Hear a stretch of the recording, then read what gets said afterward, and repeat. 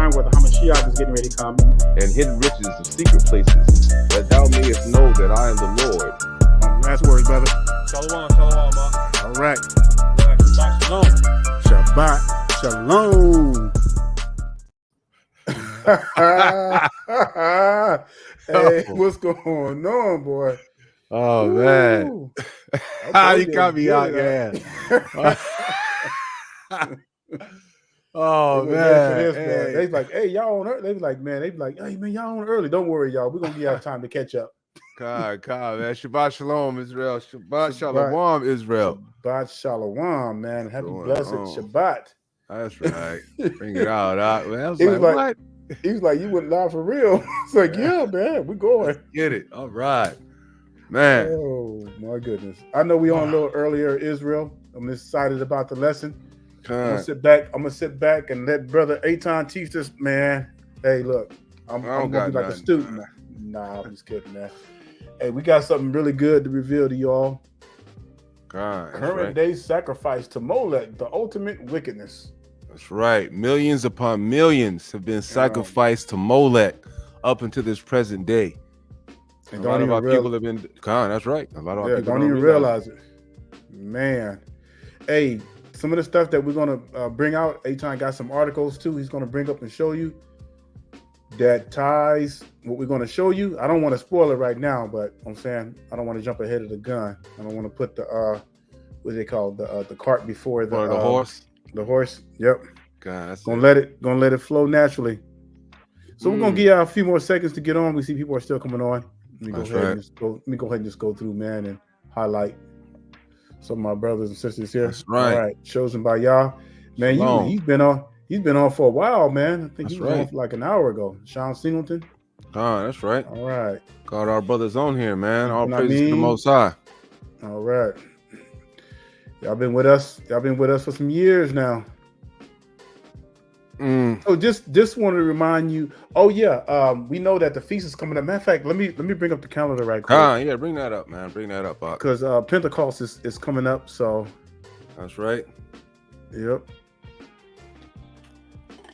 Definitely want to show y'all this. And it's a good thing we did come on a little early. That's right. From the She, that would have been the last day, right? Count 50 days or 50 days. Was it 50 weeks? 50 days from 50 days. Yeah, 50 days from the end of the the Feast of the Unleavened Bread. Okay. Yeah. That's how we get that. Yep. Alrighty. Right. Oh damn, what did I do? All right, wait, brother Daniel, get caught up in his cup of coffee. All right, here we go. All right, so we're on the third month. So the third month of Sivan. All right, so right now it is the 25th. It is the 10th day of the third month. Of course, we have our Gregorian calendars in there, and then sunset tonight is when the feast starts. So also you can go to Leviticus 23 and read. Now it is a feast Shabbat, y'all. It is a feast. It is a feast Shabbat. It is a celebration.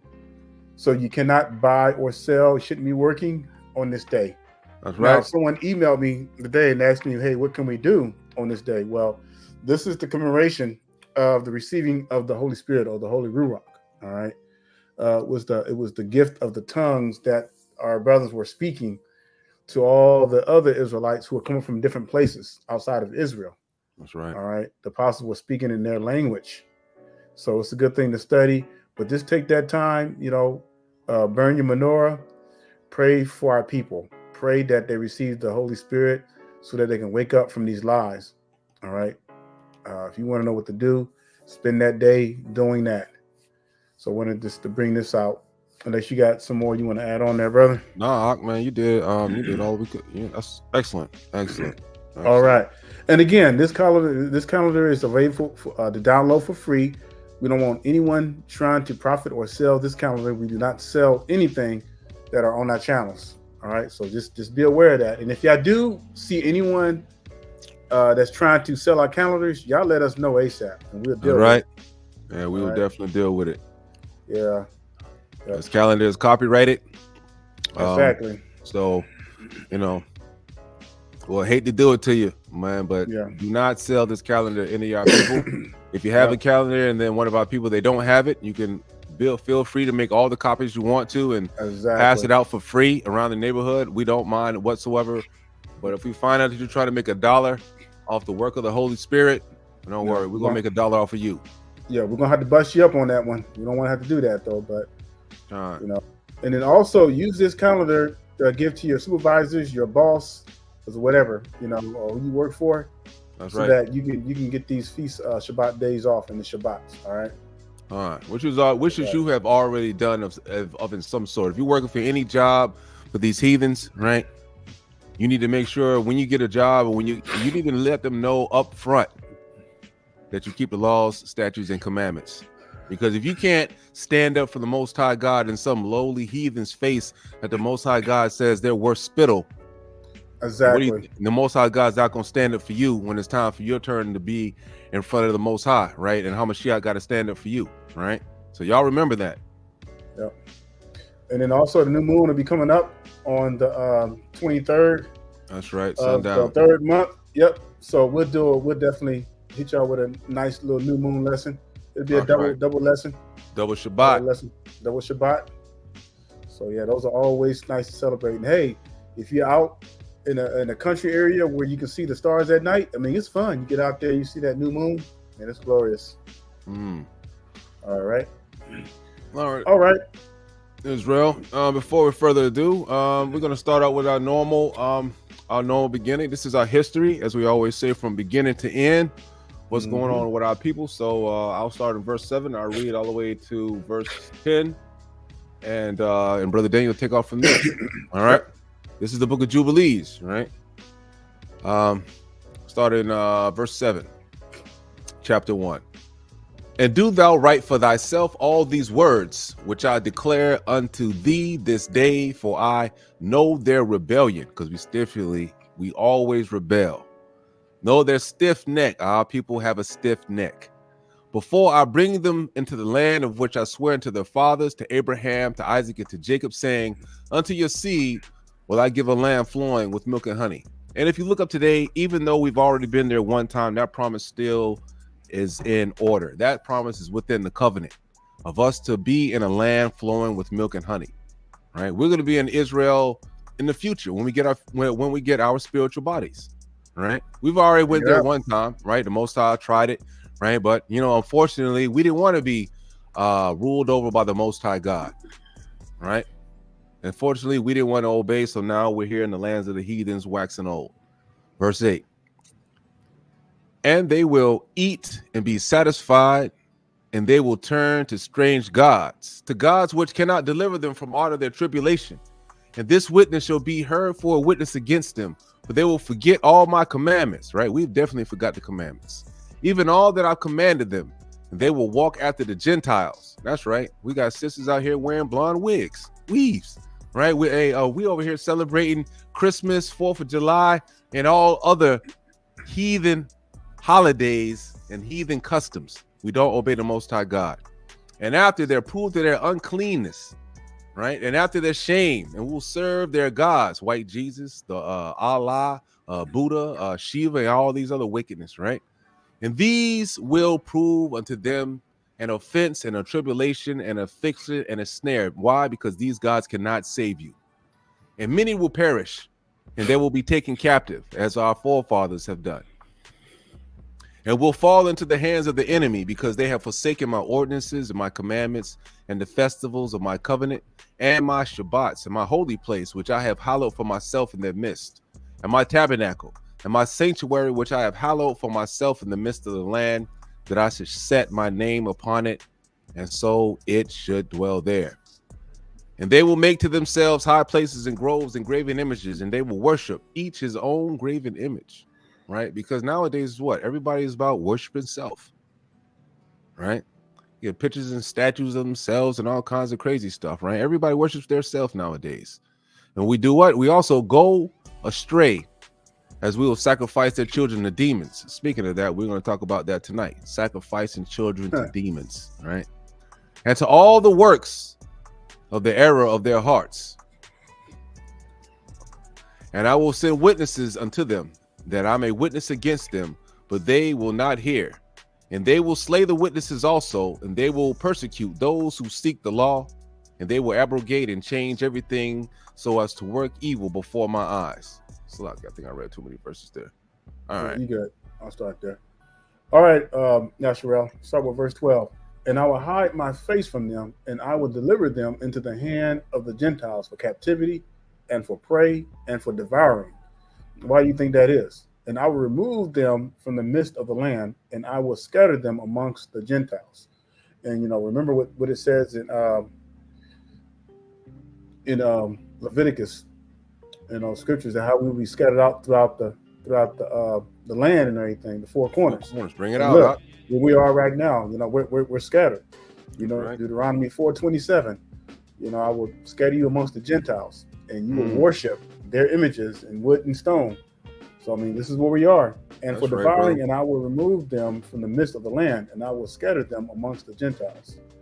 And they will forget all my law and all my commandments and all my judgments, and will go as astray as to new moons, Shabbats, and festivals, and jubilees, and ordinances. Like Brother Eitan brought out earlier, instead of keeping the laws, the commandments of the laws of the Almighty, we're sitting here worshiping and keeping the holidays, Christmas and the Thanksgiving, St. Patrick's Day, and all that 4th of July stuff. And we celebrating our own captivity. That's right.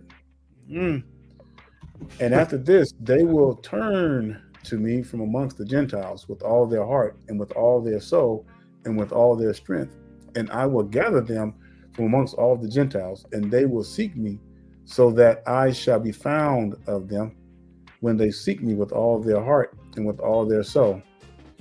And I will disclose to them abounding peace with righteousness, and I will remove them the plant of uprightness with all my heart and with all my soul, and they shall be for a blessing and not for a curse, and they shall be the head and not the tail. They should read that again. Read that last part again.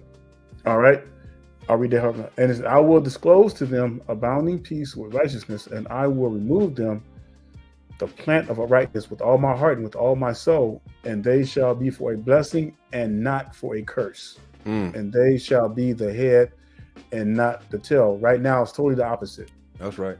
We are the tail, because who do we go to for clothes? Who we go to when we got to get large amounts of money to buy a home and what have you, to get a car? We're going to our enemies. The Jewish people. That's how you know they can't be the real people of the Bible, because they don't fit with the Bible. Exactly. And especially reading these last two verses where it talks about crying out unto the Most High, we ain't ready to cry out yet, Yasharel. And I'm telling you, it's going to even be proven once we bring what we're about to bring out to you, that our people are not crying out. It is going to take some serious hell on our people before our people will belly up and cry out to the Most High. When the scripture says that our people are stiff-necked, like, that's an understatement. That is a serious understatement, man. Like, if I could put a harsh word on stiff-neck, man, it would be like a steel wall, like a 50 feet steel wall. That's how thick our heads are. And we constantly have to learn the hard way, unfortunately. Sad, but hey, it is what it is. But the Most High said that He's going to have a remnant. God, that's right. So every week we bring these scriptures out to remind our people to never forget. Always remember where we came from, so we know where we're going, so we don't make the same mistakes as our forefathers. And we have to keep pushing this out. And I know there's a lot of crazy stuff on social media. I know there's a lot of distractions that our people get caught up in, but there's just a little bit of truth in there. But you have to focus on that truth, all right, and stick with the truth that you're being heard, and not be distracted by all this other stuff. All right, Israel. So current day sacrifice to Molech, the ultimate wickedness. Now, before Brother Eitan brings some serious stuff out, just want to pull up a little article right quick. Now, you're all familiar with it was the old ancient, or still exists today, one of the wicked gods of the heathens by the name of Molech. All right, and it's pronounced differently throughout translations. It could also be pronounced as Lech, and it's I even saw it pronounced with an A in it. So, but it's the same. It's the same thing. And it says in the Hebrew Bible, Molech is presented as a foreign deity who was at times illegitimately given a place in Israel's worship as a result of the syncretistic policies of certain apostate kings. And we know that some of our wicked forefathers were going off, and they were forcing Israel to give their children and to worship these entities. The laws given to Moses by God expressly forbade the Jews, well, we know the Israelites, to do what was done in Egypt or in Canaan. All right. Let me tell you something. The two biggest reasons why we kept going in captivity was because of the breaking of the first two commandments. That's like a doozy for us.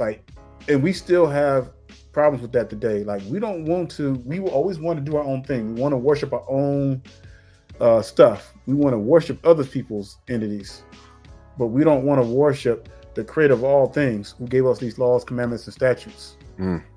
Why? Lust, lust of the eyes, pleasure. Don't want to do right. Just want to do wicked. All right. And we already know what it says in Deuteronomy when the Most High said that he would rejoice to destroy us as he rejoiced to do good over us.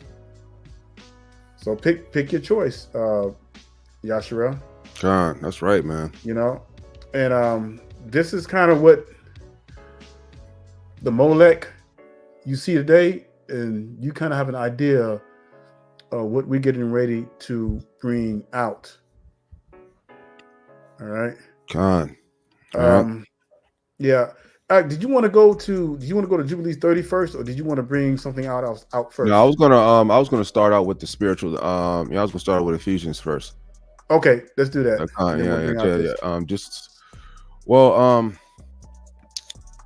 As Brother Daniel was saying, I hate having you try to put me on the spot like I got all this stuff going on when Brother Daniel really has all this stuff going on.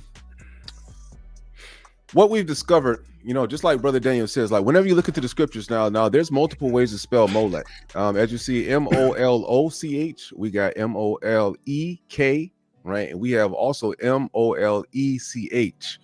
So whenever you look at all those different spellings so far that we see in the scriptures, those are pertaining to the god of Ammon. That's in the scriptures, right? So the god of Ammon is who we were technically sacrificing our children to in the scriptures, right? The sons and daughters of Israel were sacrificing our children unto Molech, right? For some strange reason, even though we didn't get any kind of gifts or anything like that, our people, how we are, wickedness, right?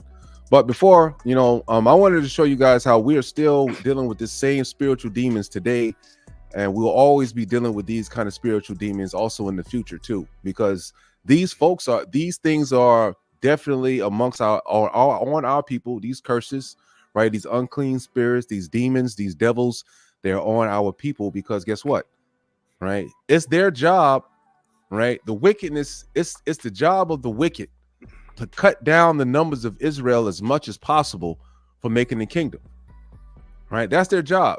They don't want you to get the kingdom. They don't want you to get a spiritual body. They don't want you to live forever in the graces of the Most High God, right? So Ephesians 6, it starts out and it reads, I know you've all guys already read it before, but I want to bring in a little new light to it today. I want to read it again, as we also, as Brother Daniel gets up the scriptures, that we can go and then we can go into the next thing dealing with this Molech. It says, finally, my brethren, be strong in the Lord and in the power of his might, right? Put on the whole armor of God that ye may be able to stand against the wiles of the devil. Now, the devil and his wiles, what they want to do with our children is they want to get our children young, right? A young mind is a impressionable mind. It's a mind that's easily convinced to do things, and you could taper that mind. You could mail that mind to do whatever you want to do. Just like today we see these LGBTQT people, right? They have these children and they're trying to groom them into being homosexuals and things of that nature.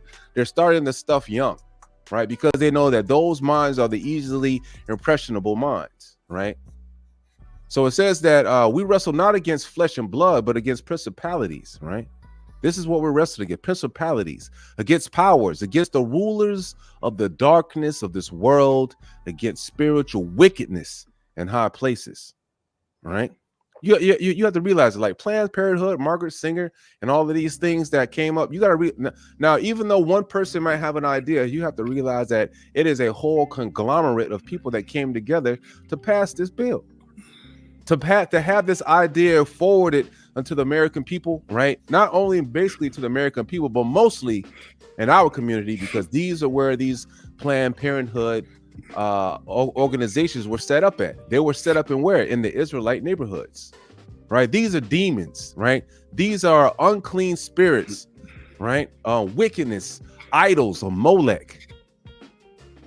They sit back and they want to do what? They want you to sacrifice your children, right? And then, Brother Daniel, we're going to show you the clues, and we're going to be able to string it all together. How you see that this is a modern day worship of Molech, and our people are leading the charge by the millions. Right? It says, for we wrestle not against flesh and blood, but against principalities, against powers, against the rulers of the darkness of this world, against spiritual wickedness in high places. Wherefore take unto you the whole armor of God, that ye may be able to withstand in the evil day, and having done all to stand. The reason why I'm bringing this out, and I'm gonna read the rest of it, is because this goes back into the same trope that Brother Daniel and myself, we constantly bring y'all week in and week out. You got to keep the commandments.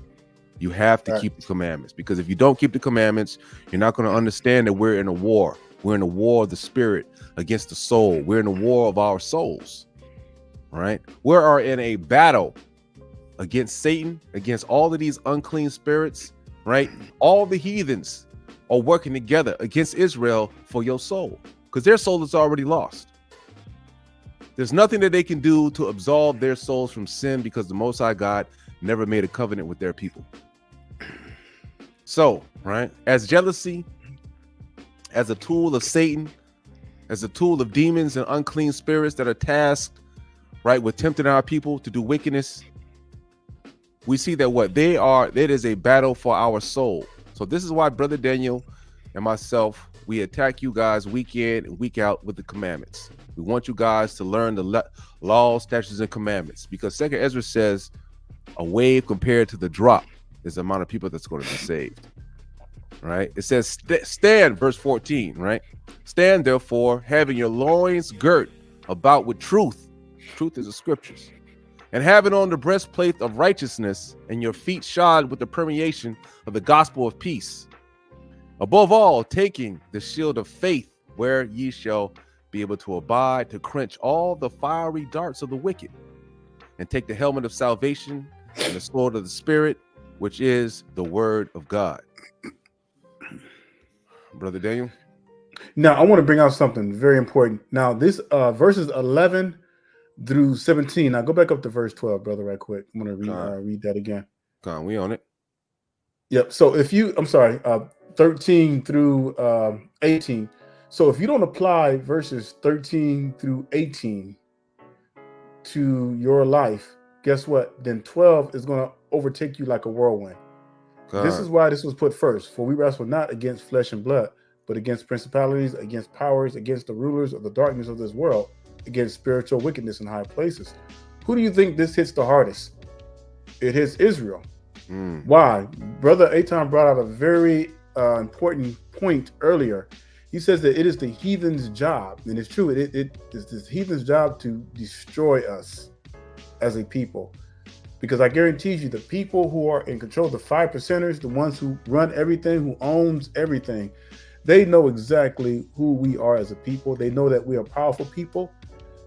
They know the importance of taking the man out the home and destroying the black Hebrew Israelite. Bring right? it out. They know this. So when it says we wrestle not against flesh and blood, we're talking about all these entities that are warned against us, especially the men and women too. All right, to keep us in a downward position, a spiral going downward, so that they can prolong their kingdom. But if our people would just wisen up and realize realize this and keep the commandments, man, we can overturn these nations in a matter of days. That's right. All right. And they got us worshiping these holidays, which all goes back to the time of Molech as well. They all go back to the same era. And our people ignorantly and they blindly follow their captors, keeping these holidays. And they're doing it, why? Because they grew up doing it. Oh, my mother kept this day. You know, that's all I know. Got to come out that ignorance. That's right. All right. Well, before I bring this up, I wanted to also show one other thing, right? Give me a second, Israel. I'm gonna bring this up to you guys. Let me see. Put this tab up. All right, boom. Right. So, like brother Daniel showed you earlier, right? All right. So we're talking about Molech. We're gonna hear our sounds. Psalms 34:32. Molech. All right. Molech. And the meaning is king, right? It means king, but we know that there's only one King of Kings, right? The Almighty, the Most High God himself, and he has a son, which we name Yahweh Shai, right? It says the God of the Ammonites, right? And the Phoenicians, who are what? Who are the Phoenicians in the scriptures? The Hamites, all right? The Phoenicians are also the Hamites in the scriptures, right? So those are the Africans, that's today's Africans that we see over there, all right? To whom some of the Israelites sacrificed their infants in the valley of Hinnom, right? Molech from H22, the chief deity of the Ammonites. Now, what does this mean? That what, just like Brother Daniel said earlier, our people are always getting in trouble for one of the most egregious sins in the scriptures. And that is idolatry. Idolatry, not adultery, but idolatry. That is the worship of other gods. Anytime you put something before the Most High, you're praying to your spiritual, you're praying to freaking rocks, you're doing any of this wicked stuff, right? That is idolatry. And that is the height of sin. If you wanted the fastest way to be put to death, right? You want the fastest way for your life to go in a negative direction, let the Most High find out that you're worshiping other gods. You know, that's why you see all these Christians that are people that are in the church, they always broke every Sunday. Giving their last dollars to the doggone preacher while the preacher is wicked. He's driving a nice Mercedes Benz or whatever the case may be, right? Oh, Khan, you know what I'm saying? He might be driving a nice Mercedes Benz or whatever the case may be, right? Meanwhile, while you living paycheck to paycheck, putting your money in the offering plate when you really should be putting grass or fruits and vegetables and lettuce in there, right? Because that's the only thing you're supposed to be giving to the Levitical priests in the first place, right? But this is the same kinds of things that they're using today against our people, right? All these strange gods and stuff. All right, Brother Daniel. Yeah, and then when the rent is due, the church ain't got no money to help. They ain't got no money to help you, man. That's wicked, right? Oh, that's wicked. Man. God, it's ridiculous. So. Right? So this is going to go good. What brother just brought out here, Molech, and the definition. And so you see, we're building up a little base here, so you can see where we're going. So let's go to Leviticus, and if someone can put the scripture in the comments, I think y'all been doing that, so I want to thank y'all for that.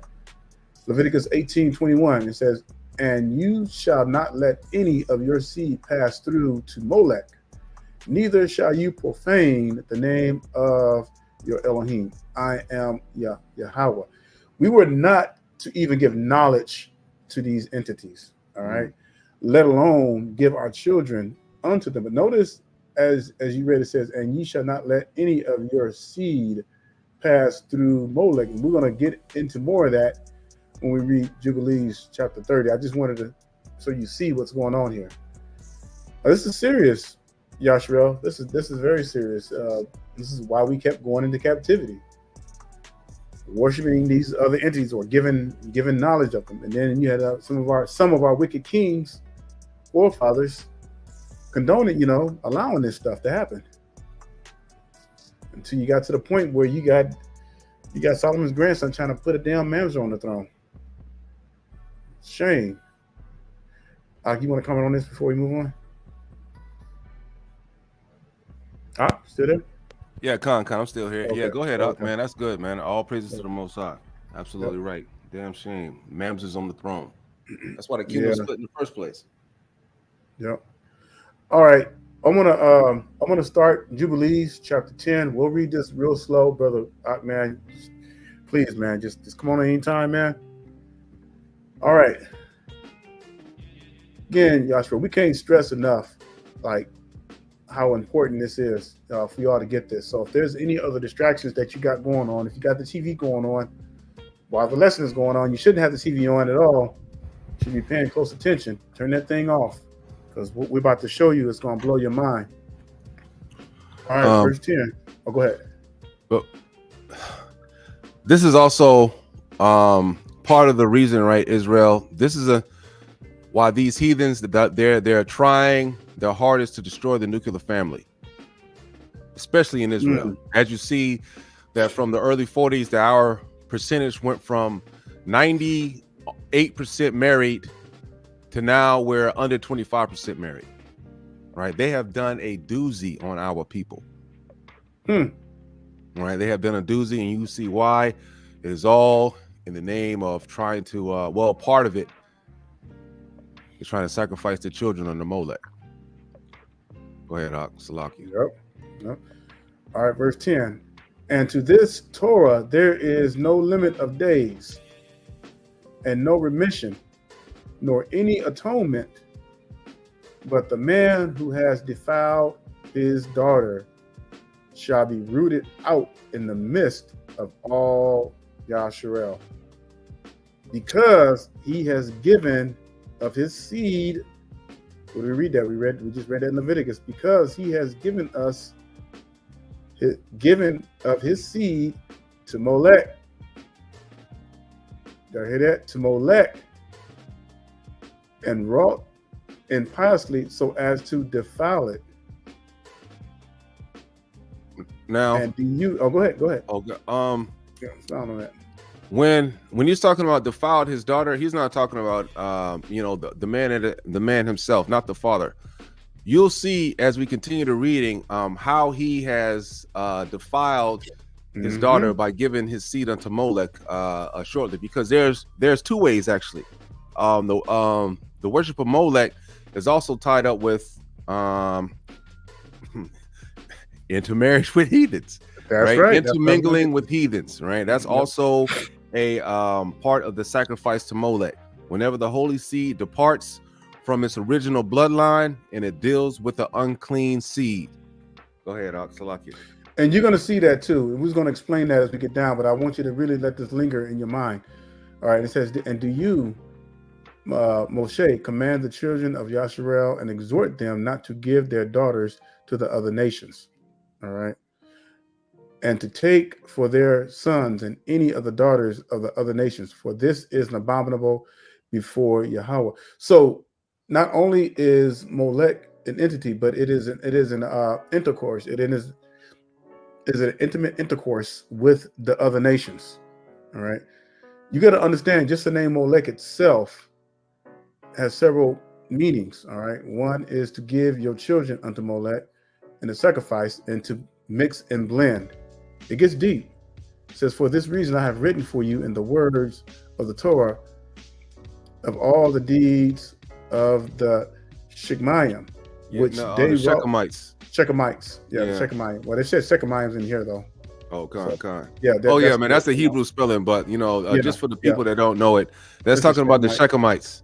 You remember the dude that had took Dinah, the daughter Shechem. of Jacob? Yeah, Shechem, which they wrought against Dinah.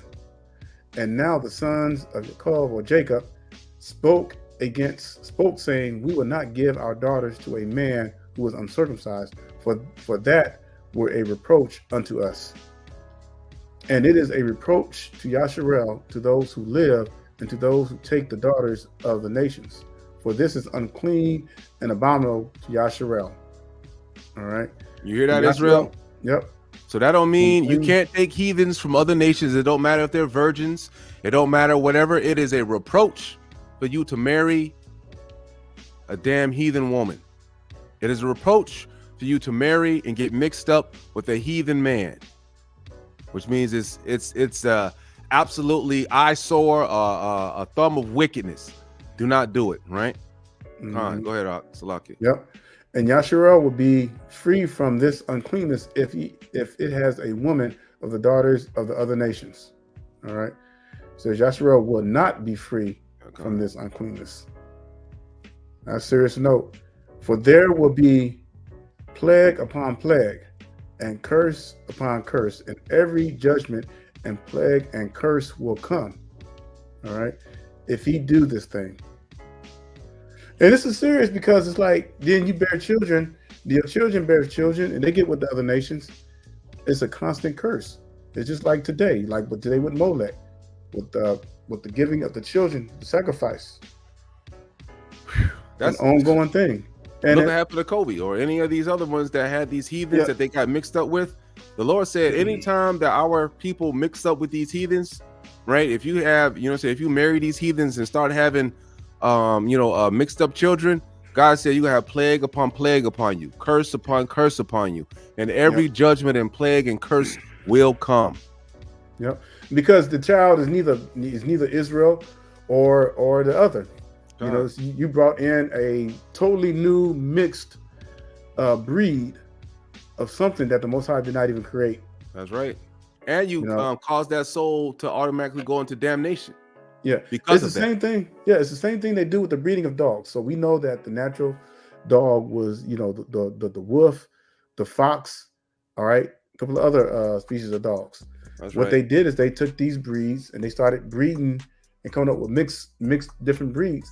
This is what caused the destruction of the flood on the earth, is because they were mixing genes.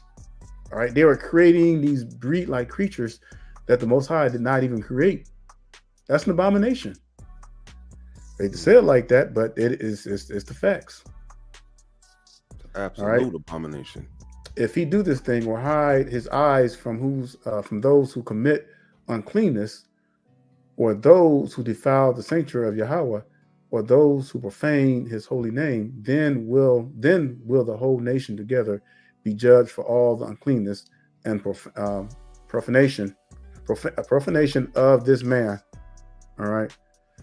And I'm not going to get too far unless you got something. But the point that I wanted to bring out in this was just because, he has given his seed to Molech and wrought impiously so that to defile it. All right. That's serious. It's like these heathens are a form of Molech. God, right? Damn. It's like, as you can see, Israel, this is what they're doing. They're pushing for women to not be mothers, right? Mm-hmm. They're pushing for women not to be mothers, and they want them to work into the corporate office. So what's that's going to do is we have a rise in abortion, right? This is what this is doing, right? Also giving rise to abortion, also doing what?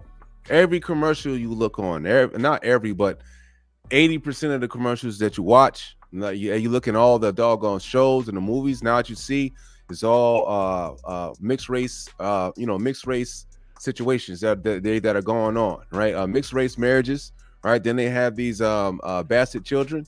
Now they're trying to uplift the bastard children and this, that, and the third. You got this wicked ass woman on TV called Candace Owens that she married a heathen, and now she's trying to go against the grain because some you see what I'm saying? Like, you cannot. It is physically irresponsible for you to marry another nation, procreate with that nation, and expect that child to be normal. For that child has been of two nations, right? He is neither Israel nor he is neither heathen. He's a heathen. What I'm saying, but he's never 1%. So his culture and his and the way that they're supposed to act is all mixed up. They don't know what to do because they're neither of both, and neither will they be accepted wholly of both races. Right? This is an abomination that they're trying to build a whole new race on the earth right before our eyes. And the heathens are pushing it. Why? Because the scriptures say that if they could destroy Israel, right, then the kingdom won't come if they could destroy Israel. But we know that is impossible. The Most High has promised that our seed will never be destroyed. There will never be an end of Israel from generation to generation. We will always survive. Yeah. And these are the two ways that they're trying to destroy our seed, is through abortion and do the mixing. And why do you think they always, when you see these commercials on TV, all this kind of stuff, who do you see Israel with? You either see a brother Israelite man with a white woman, or some Mexican woman, or some Asian woman, or something. It's always the other races of people except for our own. Mm-hmm. I want to bring up. Think about that, and that's subliminal messages right there. And when you look at all the abortion clinics, where are all the abortion clinics located at? And I'm when we get more into it, I'm going to show you some symbols of the abortion clinic. And you're gonna be like, dang. Con. All right, now I want to show you something. Right, this is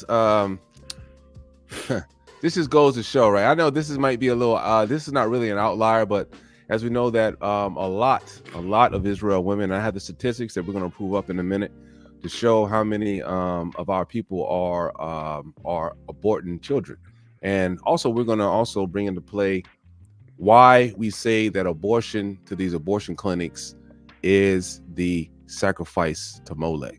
We'll prove it, right? So first things first, right? Let me bring up something right now. Let me bring up this one. Let me see how this looks. All right. There's going to be some cut scenes in here that they put a white Jesus in there or whatever. Hey, please do not pay that no attention. You see these, these heathens, they come up with some crazy stuff. I just saw this link online. I decided to share that to y'all. But eat the meat, throw away the bones, Israel. Eat the meat, throw away the bones. I had an abortion 2 years ago, and I don't regret it at all. They yanked the fetus out of my uterus. And I'm so happy. Okay. I'm so grateful. Okay. And I'm a professor at this university. Okay. And I make more money than you. Okay. All right. We'll pray for you. Okay. We'll pray the Lord save you. Okay. No problem. I wish I knew your name so we can know where to pray. Well, either way, you're a soul. Either way, you're a soul. Kind of an asshole. What makes me that? Kind of ruins everybody's lunch. You're like, oh, sorry. Took the cord out. Yeah, I took the cord out. Yeah. Won't give me my mic back. Please give me my mic back, please. Please, young lady. Thank you. Have a good day. Okay, you're not stronger than me. All right. God bless you. God bless you. Hey, officer. This young lady she's trying to rip my stuff up. Walk away right now. You're under arrest. Put your hand behind you. We pray for the grace of God for you. I had an abortion 2 years ago. Now, that's just wild right there, Israel. So this woman apparently, right now, and I believe that, to be honest with you, Israel, I believe that this is how the majority of the women of our people, how their mind frame is, right? How the mind frame of them is, because they're just crazy. This is just absolutely nutty behavior, right? This is absolutely nutty behavior. She believes that she tried to take the microphone out of the man's hand, tried to all of a sudden try to demasculate him, saying that she makes more money than right after she just said that she done killed the baby boy that was in her womb, and she was happy about killing the fruit of the Most High God, right? Now, these things usually happen, right? Now, well, these things always happen because of one thing: sin. The Most High God tells you to keep your legs closed until you're married.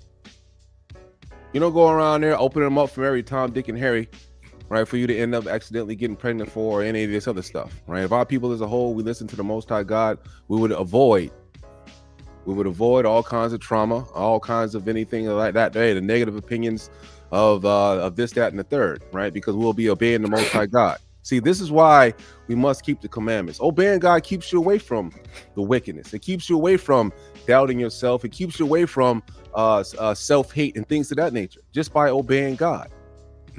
Right. And I wanted to I wanted to bring this out. Go ahead. Right. And I wanted to bring this out as showing you guys just this is the mind frame of those that like to kill our children. It's called madness. It's called madness. And I'm not talking about because they could be I don't even want to talk about the other the situation, why this could happen or whatever. But they say the grape or whatever the situation may be, or could it? But this is not one of those. And then even in that particular situation, biblically, you can't find me anything that says that you're supposed to kill a child regardless of the situation. It's just wicked as hell. Go ahead. This is prophetic. This was said thousands of years ago. Deuteronomy 28:28. Yahweh shall smite you with madness and blindness and astonishment of heart. Y'all know what astonishment of heart is? You can't even discern, like you so point to you so gone, like you can't even discern right from wrong anymore. It's crazy. And this is exactly what this woman was displaying. I mean, just a straight up display of mental illness, to be able to express that she was happy to kill her baby. That's mental illness. That's madness, y'all. And you know, this prophecy came to an effect. Yahweh shall smite you with madness and blindness and astonishment of heart. And we're gonna see it's gonna get a lot worse. You're gonna be like, you're gonna see some stuff that people are gonna start saying and doing, and you're gonna be like, it's gonna blow your mind. Like they have no clue. All right, Israel. Put a 1 in the comment board if y'all can see these numbers, these percentages up here. All right. Put a 1 in the comment board. I'm not sure. Hey, can you see that pretty good? I can see it perfectly. All right, Con. All right, so this right here says reported legal abortions by race of women who obtain abortions by the state of occurrence.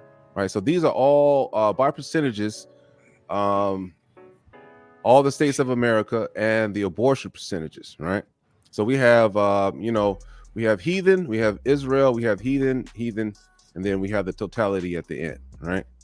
So this is in the United States, right? So in the United States, the total amount, right? Now remember, Israel, we are not even 20% of the population, right? I think what are we, like 12%? I think we're 12%, right? We're not even 15% of the population right now.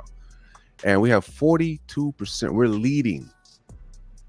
We're leading the United States in abortions at 42%.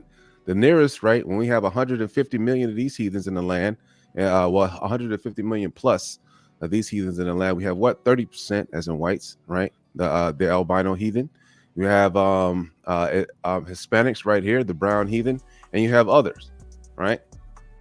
So let's go back and we'll look at states. Alabama, damn, 64%. Israel, what's going on? What's going down in Alabama that we have 64% of our people, 64 sacrificing under Molech? Mm-hmm. All right, and in Alaska, you know what's interesting? Like out throughout this, as you're looking at this, if you notice that the highest rates are the ones that's in the southern states, because why? Most of our people are gathered in those areas. That's right. Con. Alaska, 53% of the heathen. That's no. I don't know if any brothers. Most of those heathens live up there anyway, but still 7%. Right. Arizona, 13%. Arkansas, right? We have 56% of our people. Right, non-recorded. Connecticut, 28%. So we're on the low end here almost, but we're still damn near close to the heathen. But in Connecticut, we know that's a lot of white folks up there, right? Mm-hmm. Delaware, damn, there's a lot of white folks up there, but still, we still beat them out, 47%. Damn. Right, DOC, District of Columbia, 57%. Israel, Florida, 38%. Israel, Georgia, which is Atlanta, is the black Mecca, 69%. Ooh, 69 to 17%. 69%. Now I'm gonna show you something. What year is this based from? What year is this stat based from? Is it this is updated. Yeah, this is updated. This is 2021. Yeah. See, it's 2024. Okay. Yeah. Well, time frame 2021 is block here. 2021. So it's even worse, right? It's even worse probably now. Exactly. Yeah. It's probably worse than now, right? So this is 2021. Right, and now one thing I wanted to also share, right, because I'm not just going to get on the women for doing this for sacrificing the Molech, because like I said, like our people, we don't know these things. We don't know who the hell we're sacrificing for. We just look at it as a good idea that the heathen has come up with, right? They thought it's a good idea that the heathen has come up with. They don't know the backing for this, the reason behind it, or the motives that these heathens have to do this.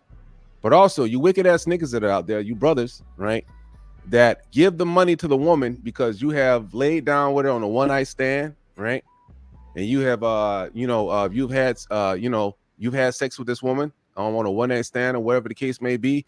You have made her a whore. You haven't tried to you had no intention of making this woman a wife or anything of that nature. The scripture says in Leviticus in Numbers that there should be no whores of the daughters of the daughters of Israel. But you brothers out here are constantly doing that.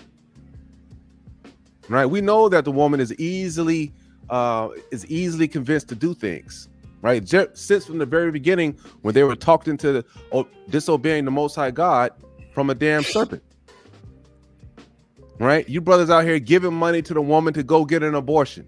You niggas are just as liable as the woman that's going to do it because she can't afford it to herself. Therefore, you're making a way for her to do it, which means that you are just as liable. But for you women out there that's doing it by yourself, that you're not letting the man have any choice, you're going out there killing the baby, that's on 100% you. District of Columbia, 57%, Florida, 38%, Georgia, right? The Mecca, Black Mecca. Amazingly, but not amazingly, right? Just as I figured, because the children of Israel are wicked as hell, in the place that we're lined up with the most black people, we have the highest rate of abortions. 69%. 69%. Right? Let's see what that number even equates to right here, right? 69%. That number is 27,000 children killed. So it's wild. Right? Hawaii, non-recorded. Idaho, 63% of the heathen. Good. Okay. Hey, I don't mind if we see. Ain't no black folks in Idaho. You ain't gonna see no black folks in Idaho, boy. I'm surprised it's even 3%. Non-recorded in Illinois. In Indiana, we got 36%, 47% for the heathens, and we got minimal amounts over here for these other heathens. And we know these damn Hispanics, man. They don't really. We see they have families of millions, man. They're definitely populating fast over here in the United States, as we see that they're starting to where they've already outgrown our numbers here, right? They've already outgrown our numbers here because our women cannot stay out of the abortion clinics. Our women refuse to get married, and they love this hookup culture, right? Kansas, 26%, half of the heathen, right? Kentucky, 34%, a little more than half of the heathens. Right, Maine, all white folks, 85%, all praises. Let's get them killed off as fast as possible. Michigan, right? We got Maryland and Massachusetts, non-recorded. Michigan, 57%. Damn, right? Israel, come on, man. 57%. Minnesota, we got 29%. Mississippi, damn, 80%. That's high, man. But a lot of our people are spread out through Mississippi, man. Sheesh. What's going on? 80% to 70%, man. That is an avalanche difference. And man, that's ridiculous. 80% to 17%. So now some of y'all may be thinking and like, okay, these stats are wrong. They lying. I dare any one of y'all just to go sit in a parking lot somewhere, off site somewhere, and just watch who's coming into these abortion clinics. That's right. Bring it out. With your own eyes. Missouri, non-recorded data. We got Montana, 2%. Nebraska, non-recorded. Nevada, 22%. Right? The Hispanics and the whites, we know that they overpopulate that particular area way, way more than us, but still, we're still right there in the running, Israel. Non-recorded. New Mexico, 8%. All right. Okay. 24%, 28%, 58% Spanish, because that's where most of them are at over there. North Carolina, 52%. Damn. Right. Almost double that of the heathen. Yeah. Oregon, 7%. Right. 56% of these, 56% though, of these other heathens. That's good. But that's good for them. That's good that's having that happen. 7%. Okay. You sisters in Oregon, y'all doing good over there. We got South Carolina. All right. That's where I'm at. 46%. 46% of the wicked women down in South Carolina, they out here doing the most, right? 41% of the whites. That's because we're well-rounded here. A good mixture of blacks and whites, but I see more whites than blacks here in South Carolina, of course. Because like I said before, we only make it around about 12% of the population. South Dakota, 13%. All right. 53%. Damn. All right, for the heathens, right? 54% in Tennessee. Sisters over there lost their damn mind. We have in Texas, 31% in Texas, 4% in Utah. We got 55%. All right, man, that's good. That is almost 10 times the amount than us. That's good. A little more than that. 4%. Vermont, 89%. Good, man. Them heathens are doing a good job over there helping us out. Yeah, Vermont has always been like that. They've been really high in that area for a while. With Con. the heathens. Yep. Let me see. Virginia, 47%. Right. And West Virginia, 83% for the heathen, but 14% for us. Now, but like I said, it brings us into a grand total all the way up to the top of the scale. We have a grand total of 42%. Now, there is no way, all right, there is no way on God's green earth that we should be anywhere near the number of these damn heathen, especially exactly. Since we only make up 13%. Con, that's right. You know what I'm saying? That small, little bitty small percent of the whole population. There's no way that we should be near them. This goes to show, right, the type of activities that the hookup culture is mostly famous in Israel, and we have mostly whores in Israel, right? And this is a sad thing because the Most High God, He did not create our people to be whores and harlots or any of these things, right? Now, what I am going to show next is we know that in the scriptures that the sacrifice unto Molech was given about through fire, right? You have to toss your baby into the fire, right? Pass your baby through the fire, which was sacrificing your children into Molech for some type of wild blessing or whatever it may be that never happens, right? You might have had some wickedness or some strange spirits or whatnot, right? The only way you did that is to pass your child over to the fire, or you gave your or you gave your sons and your daughters over to these other nations, which is why when you go to Deuteronomy 23, it tells you about never marrying no children from Ammon or any of that other stuff, marrying these heathens, right? Because your child will never return back into the fold of the Most High God. It don't matter how long the generations pass by, you can't get mixed back in. You dead, right? So it says right here. I wanted to bring something else out, right? Show that, right? I'm gonna bring out this one first, and then I'm gonna bring out a government document. Before you go ahead, before you I want to bring out a scripture. So you mentioned dealing with fire and everything. So let's get a scripture right quick, and show them what Molech was all about as well too. So go ahead and turn in your scriptures. Turn to Jeremiah chapter 32. And let's look at verse 35. All right. Let me put that on the screen. Give you a few seconds to get there. All right. That's Jeremiah chapter 32 and verse 35. What you got? Oh, I just wanted to, no. I'll go with that and then I'll deal with it. I wanted to deal with something real quick, but go ahead. Okay. So what we about to bring out is we're going to show you that the sacrifices unto Molech also dealt with fire, and also going to show you that these abortion clinics and what they do to these unborn fetuses is going to surprise you because it does involve fire. But they're not going to tell the public that. You have to really research that kind of stuff. So let's look at verse 35. And it says, "And they built the high places of Baal, which are in the valley of the sons of Hinnom, to cause their sons and their daughters to pass through the fire unto Molech." All right. It always involves some kind of fire, whether it's walking on coals and going through flames or whatever, which I command them not, neither came it into my mind that they should do this abomination to cause Yehuda to sin, all right, with the children of Israel. And that's what they did. And so just to give you an idea of what the entity Molech was all about, it involved fire. And again, to really get into its base meaning or where it actually originated from is still to be researched, but we know it goes all the way back to Nimrod. All right. This stuff is serious.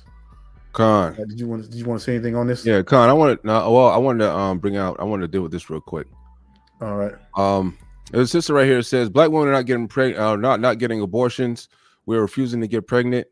We don't want to be poor, and we are docked down. A lot of us are getting a hysterectomy. The hysterectomy has nothing to do with keeping your damn legs closed. Most High don't care about no hysterectomy. Hey, you get that if you want to, and you probably going to you going to the lake of fire most likely. The Most High created women's bodies to have children.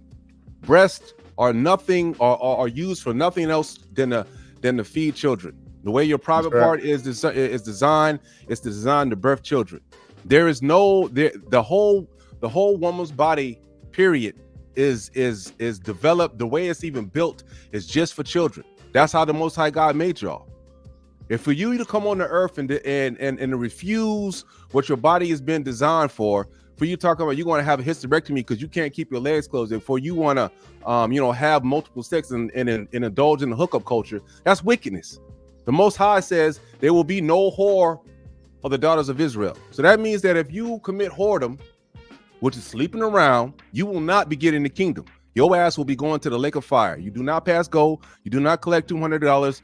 You go directly to jail. And I also want to show you one other thing too, right? That's ridiculous.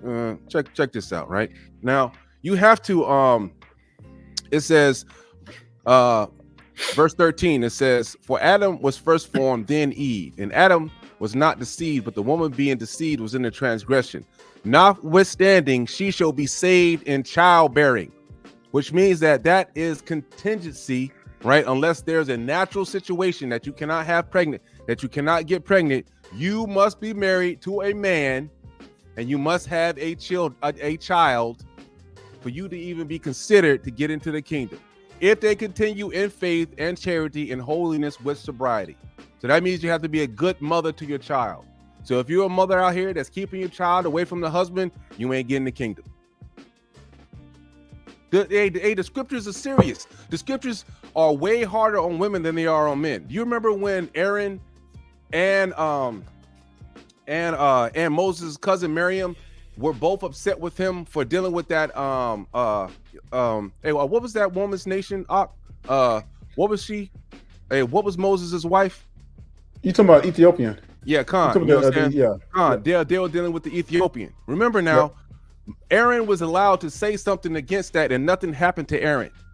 When Miriam tried it, the Most High, he kicked her behind out of the doggone camp for a week and gave her leprosy for doing the exact same thing. Men or women in the scriptures are not the same. Man, y'all sisters better understand that God is not playing with y'all.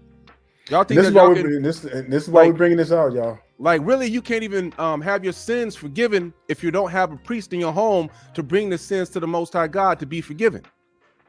I'm not even going to get on all that, right? But you sisters that think that you can go through life without a man, you are in trouble, right? You're not going to make it. Right? You're not going to make it. Yeah, and on top of that, with abortion, and we knew that this was going to punch some buttons. All right, we knew that we'll probably have one or two, especially females, come on here to try to rebuttal. But see, that just goes to bite their own selves in the foot, because they're the ones who are offended. And so there's the ones who are doing it. Now, if some of you in here, and I'm not, you don't have to say anything, but if this, was something that you've done in the past, now, all right, the truth.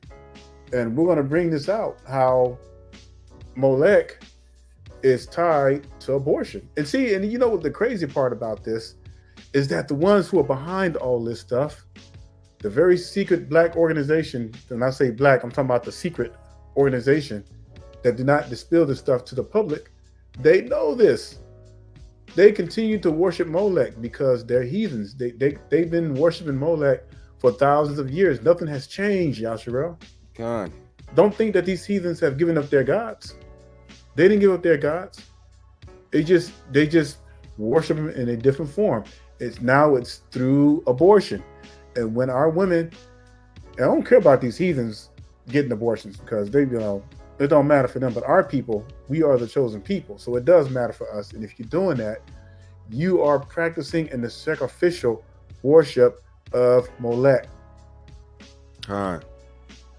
It's man, it's just a damn shame the way these heathens have just how they've brainwashed our women to believe that they can just do it by themselves, right? There is no, you gotta remember, the Most High God, after he created the first woman, he brought her to Adam and said, here, this is yours. This is your help right here. He didn't make Eve and then all of a sudden said, hey, go do what you want to do, and then you got your own autonomy. That's not what it is. You know what I'm saying? Like, there's nowhere on the earth that you can find that this is the situation. If you go into the lion is a lion, leads because he is the lion and he's the strongest. There is no situation on the earth that you can look up and be like, well, the strongest human humans, they decide just to let the weaker ones live and run the situation because they felt like it. No, that's not how it is. I don't understand where the disconnect is going throughout the mentality of our people within the land of the heathen. This is crazy, right? But before I get off on that tangent, right, let me get back on to the lesson. All right. Now, the reason why the sacrifice of children, right, the abortion of children, why it's related to Molech, is because when they abort children, right? Hold on, you know what? Let me bring this up before I show this, right? The reason being is because I want to bring up this government document first, because there are 3 ways for abortion to happen, right? There are 3 ways for abortions to happen, and this is why, right? This is related to Molech. All right, we're gonna start in this government document right here. It says, it is the constitutional and rationale to require the humane and dignified disposition of the human fetal remains. Although human fetal remains can be disposed of humanely, they are often treated inhumanely. Salakia, right? How human fetal remains can and should be disposed of as an important national question, with at least 926,200 abortions each year in the United States. Damn, it's almost 1 million killed children every year, right? It says medical practitioners need to dispose of the remains of approximately 2,538 unborn humans every day. All right. There are three main ways to dispose of human fetal remains: burial, cremation, or interment, which is the same thing, right? And incineration as medical waste, right? Burial, which we hardly you know what I'm saying? We rarely see burial, but mostly it's cremation, right? And incineration. What does that mean? What is that? How did they used to pass the children over to Molech? They passed them through the fire. Cremation is fire. Incineration is fire, right? It says cremation and incineration are similar, except the former means to reduce a dead body to ash by burning, cremate, while the latter means the removal or reduction of waste materials by burning. Now, I want to show you something also that's dealing with this thing, because even though they do these things, right, to the fetal tissue, to these past kids, right, that are doing, I want to show you guys that they don't understand why that this is something, because it is really labeled to be inhumane to be doing this. They're supposed to be buried. Hey, before you show that about the fetal, I want to get something that correlates with this article that you just put up there. All right. Put that up. Yep. All right. So I want to show you something right quick. So this is it's called Altars to Molech and the Evils of Abortion. All right. So this is the part I want to really bring out right here. It says Molech was a false Canaanite and Ammonite deity referenced several times throughout the scriptures. All right. And we have the scriptures. Ancient writings depict Molech as a human body with a bull's head.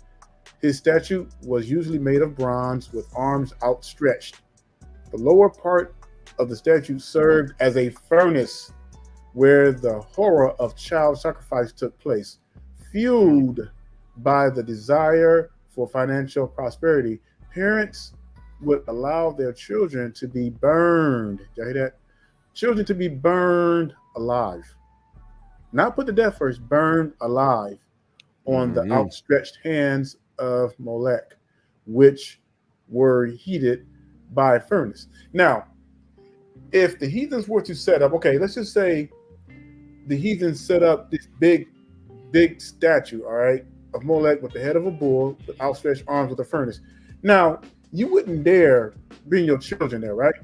No, you wouldn't, because it's obvious. That's a damn idol. So you wouldn't bring your children there to be burned.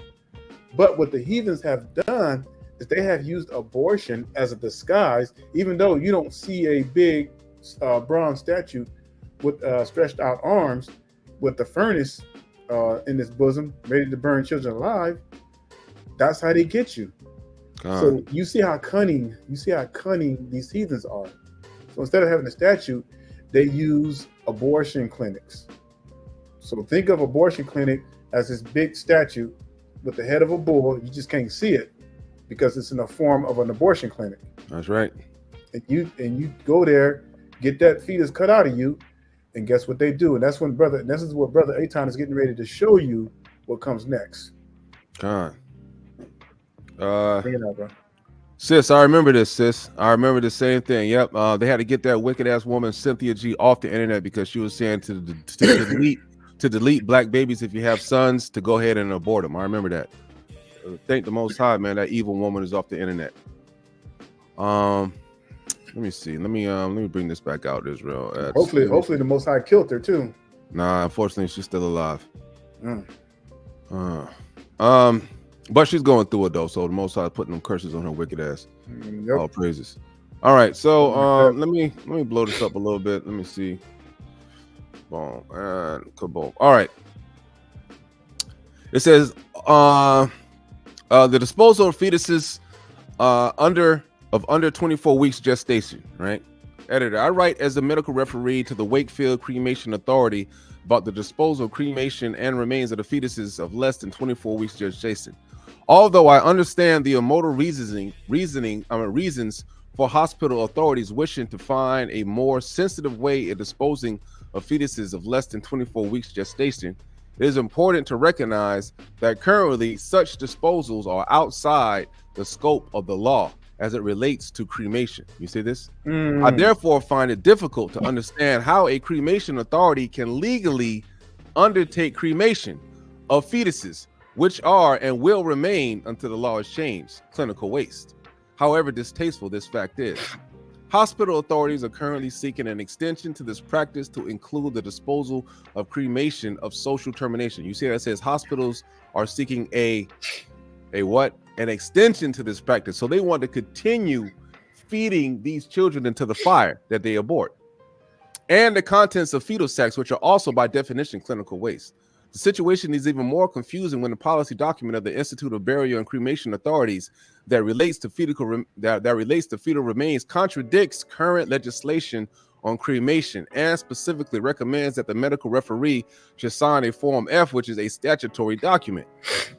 I'm concerned and surprised that cremation authorities and the Institute of the Burial and Cremation Authorities, in attempting to respond to these emotive issues, are placing themselves as medical referees in an invidious position. Other than the quasi-legal reasons, there seems to be no requirement for the involvement of medical referee or production of a statutory Form F in these cases, right? What does that mean, Israel? Is that what they're saying is that they don't understand why cremation is even a thing? Why, you know what I'm saying? Like, how did cremation even come into play to dispose of these bodies when they're supposed to be clinical waste? Clinical waste, which means that, you know, what this heathen is actually vying for, he's vying for like experimentation and you know, to see if they can like break down, you know, stem cells and all this other stuff from the fetal remains that come from aborted babies, instead of just throwing them into the fire, right? You see, like legally it shouldn't be happening. But why are they doing this? Because this is a ancient ritual, right? Even if you read into the Old Testament, you see Molech all the way up until the New Testament in Acts, right? In the chapter of Acts, you still see Molech. Molech's still right now. How long is Molech going to last? Molech is still here unto today, right? And he's going to be here, and he's going to be here until Most High destroys it all. See, you got to understand, like these entities, these ancient entities that they were servants of the past, the line has not been broken. The worship line has not been broken of these things. All they did was just change up the form and how they do things. All right, but they still sacrificing Molech, and what they've done is that they've gotten our people to sacrifice their children unto Molechs without they even realizing. They think they just going in because the fetus is really not a fully developed baby yet. They figure, okay, it ain't nothing. But that's an abomination, and you're gonna have to answer to that. That's a serious crime. All right, and then you're giving your children to these abortion clinics, and they're taking these babies and they're incinerating them. They're burning them. Why? Because they're still practicing the religion of Molech. That's right. Which is to offer children and burn them alive. They say that you know, those you know, like the first upon inception, they say, oh yeah, you know, it's not life, it's only a clump of cells. But everybody is a clump of cells. We're just a bigger clump, right? You don't know with your, you know, so with your feeble minds, and you know what constitutes life. The Most High does. Who are we to say that we can't? That you know, we can do that to children, that those are not living. You know, those aren't living. Those are living. Right? They have mitochondria, energy. The Most High has, you know, that is the you know, like one of the vessels for the Most High's spirit is mitochondria. That's what gives the body energy. That's like the battery of the body. Comes from the Most High. Where does it get its charge from? Those things are working in the very beginning. You know, the seed, right? It's the seed that a man plants is what grows into a human being. It's the seed that's planted into a ground, what grows into the tree. The seed is alive itself. The one thing I will show you that there was a time in the most, you know, in the scripture when I forget the brother's name, but he was supposed to go into his dead brother's wife and produce seed. You know what I'm saying? And to produce seed up into his name, right? To produce a son for his brother's name. But the brother was so wicked, only thing he did is have sex with the woman and shot his seed on the floor. So really, he just essentially turned her into a whore without trying to, you know, procreate with her. What did the Most High do? Killed his behind, showing you what? That the seed is alive. Right? The Most High, he is not down with, you know what I'm saying? He ain't down with that. So I'm telling you right now, brothers and sisters, right? This is a serious situation, right? The hookup culture is bringing out more worship of idols than I've ever seen in my life, right? Y'all don't even understand that this is a war going on. That's the sad part about it. Oh, we got women's rights and all this other kind of crazy. No, man, that's not what they're doing. It goes back. It goes all the way back. Devil. Yeah, it goes all the way back to Ephesians.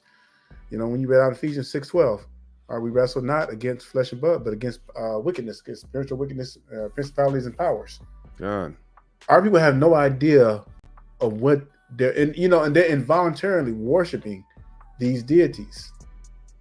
They swear up and down they're not doing that, but in reality, you are. And child sacrifice is one of the biggest ones, probably the number one worship of any other deities of our people. All right, is the worshiping of Molech, and that is taking your fetus, taking your children to an abortion clinic, and giving. That's a death sentence. Y'all know that, right? That's punishable by stoning, by death. And just because no one's putting handcuffs on you, and the heathens have made it legal for you to do that, don't think that the Most High is not putting that into account. Everything gets written down, whether it be good or bad, everything. And no one's going to escape the judgment of the Most High. All right. You see that? No one. Brother Daniel was telling the truth. Brother Daniel said you get put to death for doing that. I just want to bring up the scripture. Brother Daniel, you can read it if you want. Oh, that's Leviticus. Yep, Leviticus 20 and verse 2. And it says, again, thou shalt say to the children of Israel, whosoever be of the children of Israel or of a stranger that sojourns in Israel, and strangers is someone who was an Israelite, but they were born outside of Israel, that giveth any of his seed unto Molech, he shall surely be put to death. All right. He shall surely be put to death. The people of the land shall stone him with stones. Serious note. That's right. All right. I mean, Israel, it's you know, it's serious. This is a death sentence. Luckily, right? man, Israel, if the law was in, you know, this is why the Most High decided to give us grace. Because if the law was active right now, do you know how many dead Israelites there would be? Man, I don't think we'd have made it to the end. Man, ain't no way, bruh. We would have made it to the end. Yeah, it would have been. Let me show you something, man. Ecclesiasticus chapter 23, verse 19, it says, such a man only fears the eyes of men, and knows not that the eyes of Yahweh are 10,000 times brighter than the sun, beholding all the ways of men and considering the most secret parts.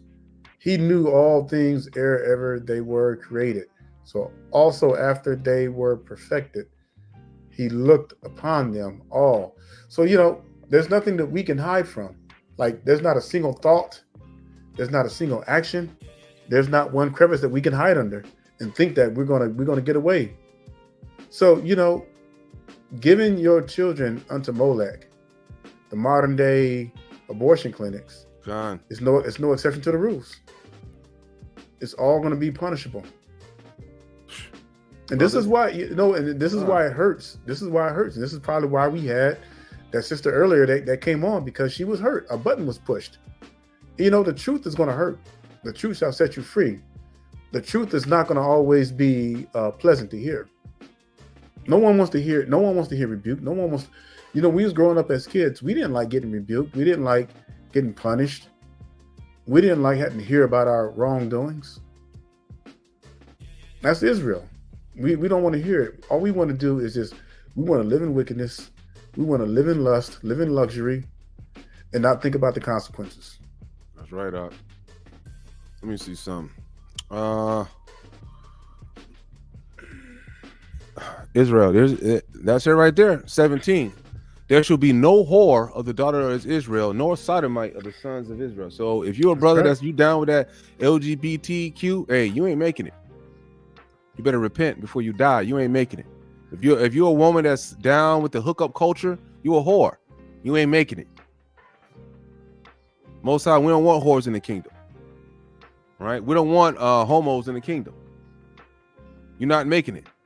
So that's why I advise, hey, you got to obey God. Keep your legs closed. We won't have these issues, right? We won't have to worry about abortion clinics or you having to give your sons or your daughters away to Molech. You wicked ass niggas out there, turning the daughters into whores, right? Hey man, get you a wife. You can't just be you got to get a wife, brothers, right? You got to get you a wife. You're not out here, right? If you know that, she got long eyelashes on and wigs and stuff like that, brother, don't mess with that woman. And Proverbs 31, right? What does it tell you? It tells you clear and in plain language, right? That man, for you to find a wife, it's going to be hard, right? It's not easy for you to find a wife. It says, who can find a virtuous woman, for her price is far above rubies? Brother, that means that's something that's hard to find. Brothers, it's going to be hard for brothers to be getting married out here, especially in today's time. What you have to do, don't mess with these whores, brother. Don't get trapped up in dealing with these women. Don't turn them into whores. Don't try to come up on the baby mamas. Don't do any of this stuff. All of these things right here are liable to put your soul in danger of going into the lake of fire, and you're not going to want to. I'm telling you, you're not going to want to go there. If you have not read Second Ezra, was it chapter 9, the unabridged version, right? It's going to tell you the horrors of hell. You're not going to want to go there. It says, who can find a virtuous woman, for her price is far above rubies. That means this is something that's going to be hard to find. You understand, brothers? It's not going to be your average woman that's out there. When do you go outside and you see women wearing dresses and they believe in the Most High God? That's not, come on, we know that's very rare, right? The scriptures does not tell you to go and get a woman that's already down with the wickedness, don't no matter what happens, and then try to turn her into a woman of God. That's not how it works, That's right. It says a wife can be found, right? You know what I'm saying? Which means what? That she's already a wife. You don't get no woman and turn her into a wife. These women are already wives when you find them, which means that what? They're virtuous. And I'm really praying for, especially for our unborn daughters, God, that they would truly get it, because something has to give. this whole hookup culture and just giving your children unto the modern day Molech, something has to give. Something's going to have to give. It's going to get worse. And I'm really praying that these unborn young babies, these children, the daughters, and these brothers see this as the new generation, as the unborn generations come up, so they don't make the same mistakes as our people are making now. And you know, it's funny because we always say now we don't want to make the same mistakes as our forefathers, but we are so worse than our forefathers. Bring it out, brother. As a people, collectively, all right, we are like 10 times worse. Because even back then, even though they were worshiping idols and what have you, but they still provided virgins for their children. All right, it wasn't, you didn't have this hookup culture, you didn't have this baby mama drama going on like you do now. You didn't have this black single black independent strong woman. You didn't have that. A daughter, if she wasn't married, she stayed with her father until she got married. And if she didn't get married, she just stayed with her father and helped with the house. That's right. It was simple as that. All right. She never left the home unless she got married. That's the way it was supposed to be. Why? Ask yourself a question. Why? It's because if she did sin, it was her father that was able to bring the sacrifices to the priest for her to get her sins absolved. That's why she had to stay home with her father. A woman must always have a man over her, because the rule goes from the Almighty, the Most High Yahweh, to the Son, which is Yahweh Shai, to the man. That's right. That's the way it works. And that right there, that tells you the complete truth, you know, that a woman, no matter what, has to have a man over her, whether it be her husband or her father, if she's not married. And this is why we tell, you know, once you start doing the feast in the near future and everything, if any single woman is going to come out there with children, she needs to have either a father out there or she needs to have an elder, or someone that can account for her. All right, and the children. Don't have to be married to her. Don't have to be married to her. You just have to be able to account for that sister. I want y'all to think about this real seriously, Israel. Remember now, in the Old Testament, there was no women allowed to go to the priest to sacrifice for their sins. That's not there. This is why it's important to have a man in the home. The man is the priest in the home. The Most High set up this for a reason. This is why I was bringing out what I was bringing out earlier about Miriam and Aaron. Why the Most High had just absolutely went hard on Miriam. Man, gave her leprosy and kicked her out of the camp and let her stay in the woods for a week because she spoke against Moses. Meanwhile, nothing happened to Aaron. This is why I'm telling you, it is not the same, Israel. No matter what you can stay over here in the land of the heathens and it's feel like it's all fine and dandy that, oh yeah, you know, the white man told me that I could do this, that I could be on welfare and that I don't need no man, but I'm guaranteeing you do. Your life literally depends on it.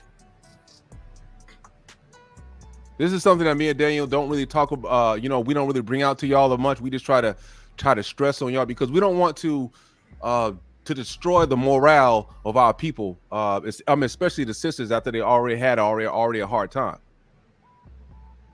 Right, but this is facts. Nothing has changed from the Old Testament to the New Testament except for Hamashiach dying, taking the sacrifice over, so we don't have to sacrifice bulls and goats, that we can use the blood of Hamashiach to go to the Lord. But it's still the same order. It's still the man's in charge. Just like in the Old Testament, a sister can't get her sins forgiven unless a man takes it to the Most High. It's the same way afterwards. Unless a man takes it to Hamashiach, you're not getting your sins forgiven. Mm-hmm. I know it's tough. Show me anywhere in the scriptures where a single independent woman took sacrifices without the aid of her father, took sacrifices unto the priest to remit of her sins. You ain't gonna see that. It's not even in there. Even in the New Testament, they had to go to the single women that were around. Who were they around? They were around the Hamashiach. Because we're living in a time where so many of our sisters now these days, especially that are single and independent, they think that's okay. They think that is normal and have no idea of the Torah. That's why I said this awakening, this is not the true awakening of Israel. It's not, at least not for the women, it's not.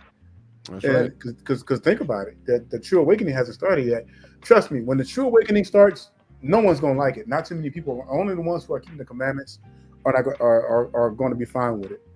All right. I'm telling you, when we go into the wilderness and the Most High brings back that harsh, strict, tough love, The order's going a to lot restore. a lot of our people are not going to like it, especially the sisters. You gotta When remember. you used to having your way and being single, independent, that's my money. Con. I bring in that. That's mine. You know, I'm in charge. I ain't got a job. You know, The Most High says, I'm paying the bills. the 12 disciples, right? They were all men. Yeah. Mashiach was on the earth, right in the midst of everyone. The 12 disciples were men. The 144,000, they're men. They're priests. There's a reason, you know. I don't know where, like, we have to step away from what the heathen has sold us. We have to step away from this heathen and sold us and get back to the law, statutes, and commandments. Get back to common sense, which doesn't seem to be so common anymore. Yeah. I mean, seriously. You know, you got these women I've seen on TV talking about how come we can't let it be a matriarchy? You know what I'm saying? How come y'all can't just let us get a turn? Where in a civilization do we let species, let things that are weaker than us be in charge of us? That's not how it goes. That's dumb. The Most High rule with might, right? Exactly. Nobody is stronger than the Most High. This is why the Most High rules. The Most High is the strongest. This And is why the Most High pushing this rules. stuff. Yeah, and you know the people that are pushing this stuff. It's these Khazars. It's those one they call Zionists. These are the people that are pushing it. You know why? Because if you study history, even during Hitler's era, these people y'all know that they were having gay parade marches back in the early 1930s in Germany. Did y'all know that? Look that stuff up. I was shocked. I was like, no wonder Hitler went all crazy on these jokers. Man, I'm not gonna shut it on it because we can get that thing banned. But yeah, Yeah. man. I mean, hey, I want y'all to go look up. They got this tell me AI about it. rendition, right? They have an AI rendition where they've taken the speeches of Hitler and they transcribed them into English, and it's an AI version, so it sounds like Hitler going into English, and it's just. Man, if y'all really listen to that stuff, man, I'm surprised they haven't banned it yet on the YouTube. But man, you could see the situation he was going through, right? You know, and you know me, I don't really give a damn. I want all the heathens to die anyway, and I want us to get our kingdom back. Absolutely. But you know, as far as the situation was concerned, hey man, he was dealing with it. He was like, he don't understand how these people of a nation, of another nation, have came into his nation and then has gotten all the top spots, all the choice places for, you know what I'm saying, and then doing all of these things against their own people. Now we look at today, right? Some major way that these folk, right, they're supposed to be the curse of the scriptures. They're supposed to be under curses of the Bible. But if you're under the curses of the scriptures, you're supposed to be last in everything you do. You're not going to go into other nations and be able to monopolize and become the top spots. Not only that, they kept their wealth, right? And then they moved into Israel. Then after that, they have also moved into America, and they have taken over all the top spots here as well. It is impossible for them to be the true children of the book, because the true children of the book are under curses. And the Most High said, instead of being the head, your ass going to be the tail. You're going to be on the bottom. You're going to be in the ghettos. You're going to be getting shot down by the police. You're going to be able to grope in noonday. You don't know what's going on, and everything's right in front of your face.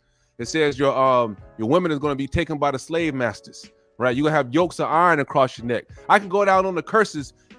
I can go down all the curses. That stuff didn't happen to them. Mm-hmm. So we see that the Most High today, right? He is working he is working a hell of a stick against our people, right? And then, man, we're really deserving it because we're looking everywhere else except the Most High. We over here back into the Old Testament, celebrating and sacrificing our children unto Molech. I mean, that's crazy, right, man? I know the Most High up there thinking like, damn, man, I thought we was done with this by now. Y'all niggas still on. We still doing it. And It's just remember, 2024. all the sacrifices in the Old Testament are still being practiced today, just in different forms. Instead of a big huge statue with the head of a bull, you got the abortion clinics. Instead of Nimrod, you now bound down before Nimrod, you got a big old Christmas tree that's decorated. God, All right, it's decorated. nothing but spiritual wickedness in high places. That's all it is. That Christmas tree represent a decorated man that people bow down and worship. When people set that thing, I call it a Nimrod tree. People put it in their homes. That's what it is, man. A Nimrod tree. Need to go burn that thing, just like it says in Deuteronomy 7:25. That's right. Some of y'all got one up in the attic right now. And you take that thing out and burn it. Come on. Don't even give it away. Decorations. Don't even give it away. Exactly. Don't even give it away. Just burn it. Take it. You got, you know what? Y'all got certified burn pits in your little town. Just look up the nearest certified burn pits. Take that baby there and let them burn it. Or if they let you go in there, let you throw it in there and burn it. Come on, man. Y'all wait. Y'all got Christmas socks up there in the attic. Let me find out. Israel. Y'all got Santa Claus Christmas socks in the attic. Y'all got that old wicked ass star too. You know what I mean? That they put on top of the Christmas tree, talking about some of the three wise men were looking at that one. Nah, bro. No. Come on, Israel. What they call it, the nativity scene with the white statues. You know what I mean? Yeah. With the baby Jesus in the middle of the manger in the dead of the winter. Come on, man. Yeah, I know y'all be putting that out in your front yards. Now y'all know good and well Hamashiach wasn't born in the winter in a manger around some stinking ass donkeys. That's not what's going on. Hamashiach's in the springtime, chilling when it was nice out. You know the Most High God's not gonna bring His favorite and only begotten Son into the world on the cold night. Come on, man, that's crazy, man. You believe He doesn't tell you any damn thing. Y'all believing in that madness, man. Everything's dead around the year. Winter is the months of dead month. Everything's dead in the winter. Why is Hamashiach the light, the spring of the world is going to be born in the time of death, man? That's wicked as hell. Exactly. Come on, man. You gotta stop, man. Y'all, you know what I mean? That has to do with idolatry, more idol worship. Things that y'all have, that our people, they just don't stay into the scriptures. They just don't read the Bible, man. So we're just going to continue to do this wickedness until the Most High comes and stops it. And guess what? We're gonna keep shouting from the rooftop. We're gonna keep doing like Isaiah 58:1 says. We're gonna blow the trumpet, spare not, show Israel their trespass. And I pray, Yasharel, that you all got something out of this lesson. All right. I pray that you learned something that you didn't know before, because we wanted to bring this out to you in the light that you've never seen before. All right. And if anybody's still confused about abortion, please ask your question. All right. If it's legitimate, we're going to answer it. If you got a question, if you're still confused about abortion. Yeah, Sam Visual has a question. Go ahead. Yeah, go ahead and put your question, brother. Yeah, Con, I was laughing, singing it with Wicked Pagan Christmas. Yeah. You know how many people be around here waking up early on Christmas morning down there singing, they're holding hands, dancing around that wicked ass Christmas tree. I hate that stuff. Man. Now I'm gonna tell you what I do during those holiday seasons. So like I'll like right before like November, I'll try to beat all that holiday mess. I'll do all my shopping, like as far as my food is concerned. I'll get all my food that I need that's going to last me for the next couple of months, because I don't even want to go in the stores and hear that mess. Yeah, man. I'm going to start dressing up like the Grinch every time man, Christmas I'm going off, man. Dressing up like the Grinch. They're slapping Christmas bags and stuff out of people's heads. Well, I'll put some fringes on my fur. Yes. I'm going in. Yeah, the question is not related to the topic. It says, what does the Bible say about dogs? I know the Bible is against dog ownership. Nah. What is it? Where does it say that at? It's talking about, okay.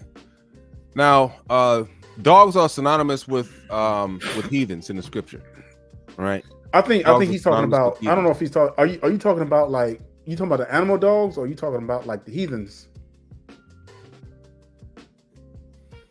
Well, of course, he's probably talking about the animal dogs, because he's saying against dog ownership. God, you got to bring that scripture out, dog. There's nothing in the script. Yeah, this is kind of like one of those picky things where you just like you kind of doing too much. The scripture doesn't say anything. Now, you're not supposed to be sleeping with the animals. All right, they're not supposed to be in a bed with you. Yeah, licking your mouth and all the other. Yeah, but there's nothing wrong with having a dog. All right. Scripture doesn't speak against owning a dog. There's many, some of you probably got dogs. Like keep them outside. You keep them outside and everything. Build them a doghouse. Yeah. You know, I'm gonna get me some watchdogs. You know, once I build the property up more, I mean, I'm gonna get 2 Doberman pictures, but they're gonna be outside. They're gonna have their little doghouse. They're gonna be watchdogs. They ain't gonna be up in the house sleeping. I would say the only that. animal that you can't really own because you can't touch it is a pig. Yeah. Right. That'll probably be like if I would really want to go, you know, as far as like biblically is concerned, right? Probably a pig because you can't touch it.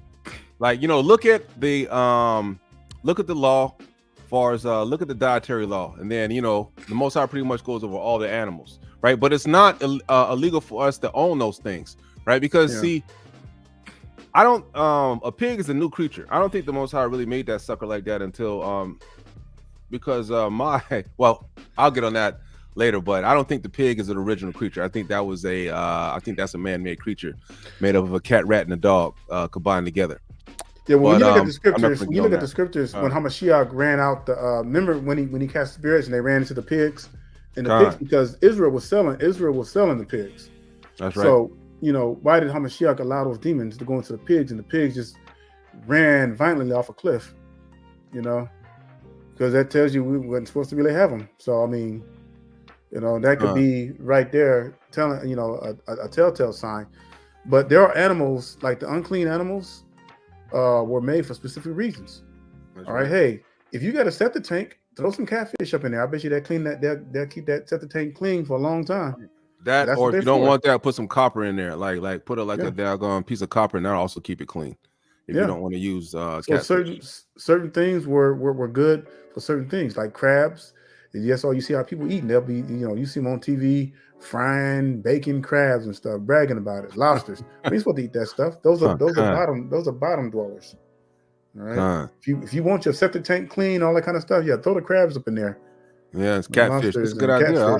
Yeah, keep it clean. But as far as owning a dog, no, that's doing too much. Yeah.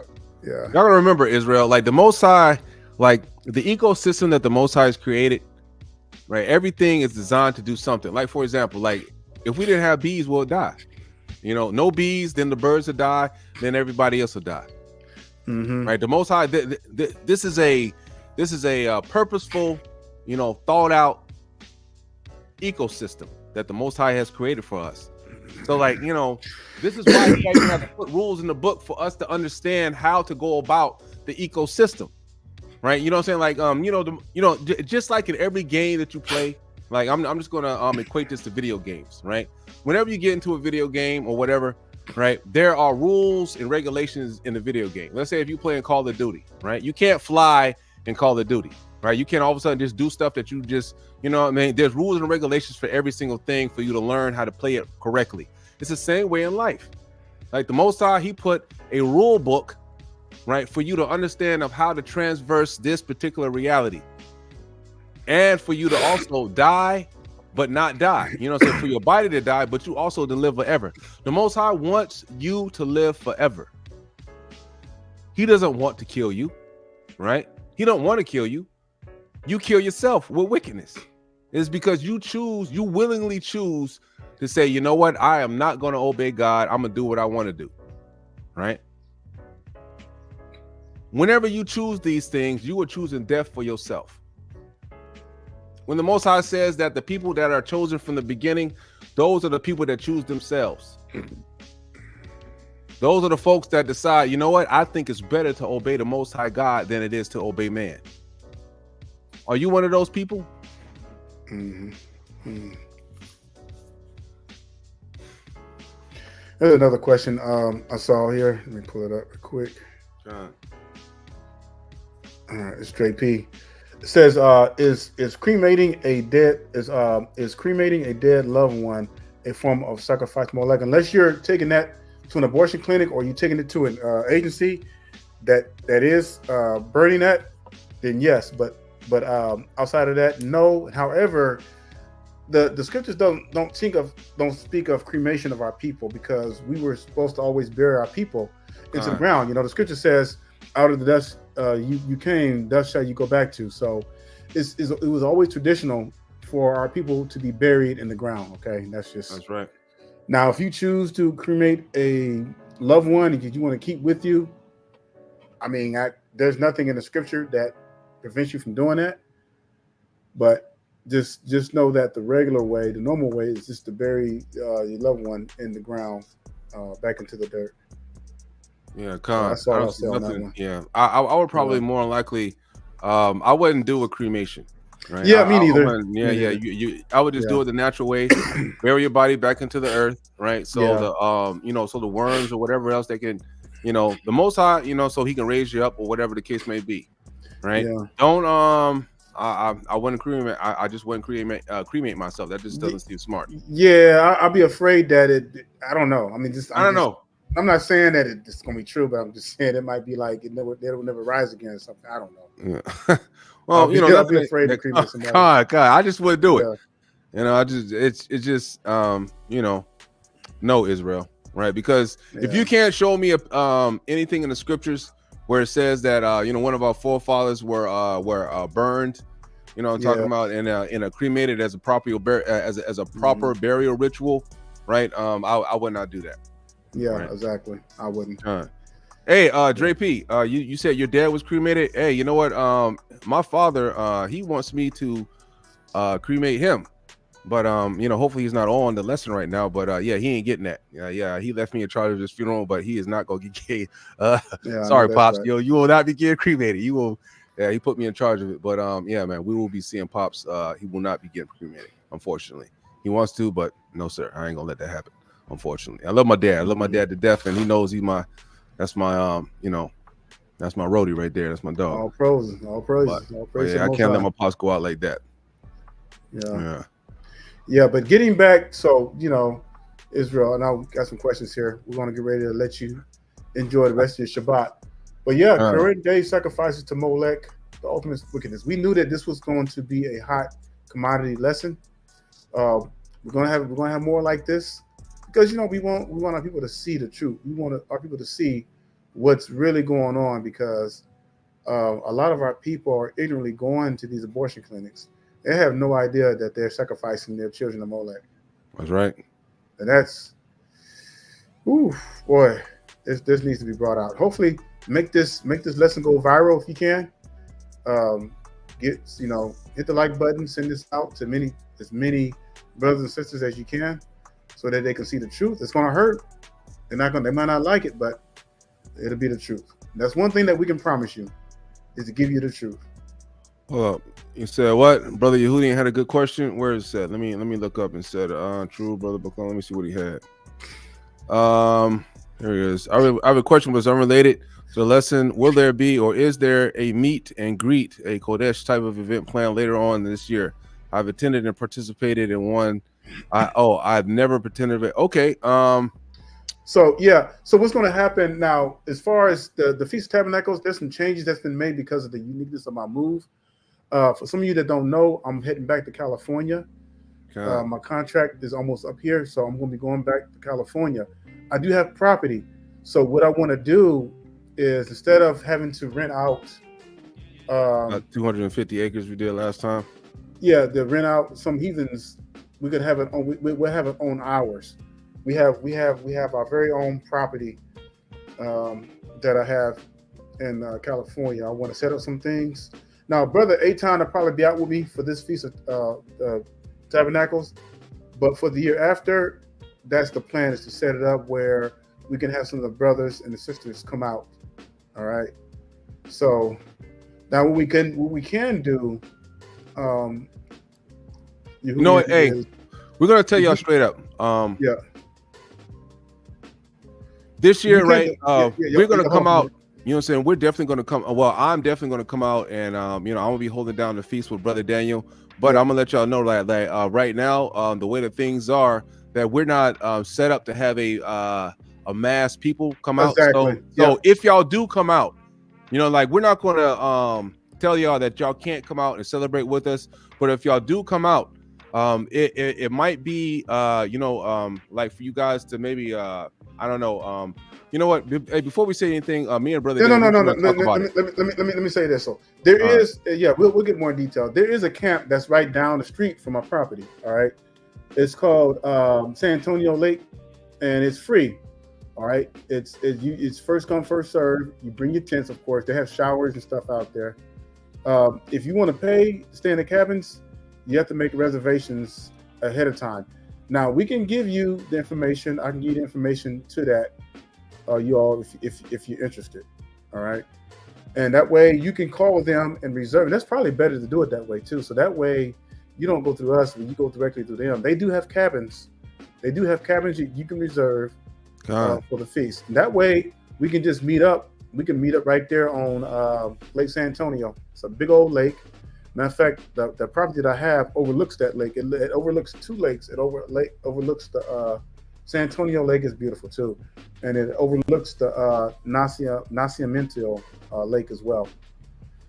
And it's high on the hills. But the both camps, Camp Lake San Antonio, has a bunch of spots where you can just show up and throw a tent up there. So the only reason why I was saying that I wanted to set up something on the property is that, we don't have to worry about the rules and regulations of the camps. But for now, we just have to deal with the campgrounds. As long as we have our own little spot and everything, we're good. And we can always meet on the property, and we can do all our meetings there on the property. So then when you need to get the rest and everything, you just go back to the camps and stuff. So because they do have showers and stuff out there and restrooms. But more to come on that. Before Athenium hits up, before the month of Athenium hits up, Brother Daniel and I will, we'll come up with something for you guys, and we'll drop it long before to give you guys time to save up and to give y'all exactly what y'all know what's going on. Yeah. Right. So I do want to email us, and then I'll send you the information.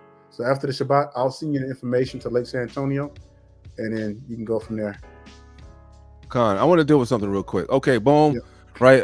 Is that star I see the camps wearing the star of Molech? No, right? Because I want to show you something. Stars, right? Stars are circular in the scriptures, right? Wisdom of Solomon chapter 13, it says, but deemed either fire or wind or swift air or the circle of the stars, right?